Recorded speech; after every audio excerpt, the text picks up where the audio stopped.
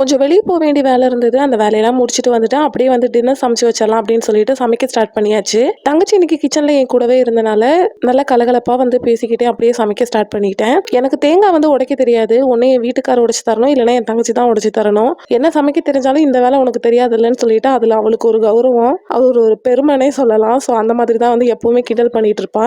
நைட்டுக்கு வந்து சாப்பாடு வச்சு விட்டுட்டு கூடவே வந்துட்டு முட்டை வந்து ஆம்லேட் போட்டுக்கலாம். கடலை வந்து ஊற வச்சிருந்தேன் சுண்டல். ஸோ அதை வந்துட்டு குழம்பு வச்சுக்கலான்னு தான் பிளான் பண்ணி வச்சிருந்தேன். ஈவினிங் டீ குடிக்காதனால சாப்பாடை வச்சு விட்டுட்டு அப்படியே டீ குடிச்சிடலாம்னு சொல்லிட்டு சாப்பாடை வச்சுட்டு டீ குடிக்க போயிட்டு எல்லாரும் ஜாலியாக பேசிட்டு இருந்த அந்த இதில் பார்த்தீங்கன்னா சாப்பாடை பார்க்க மறந்து ஃபுல்லாக தீ பிடிச்சிருச்சு.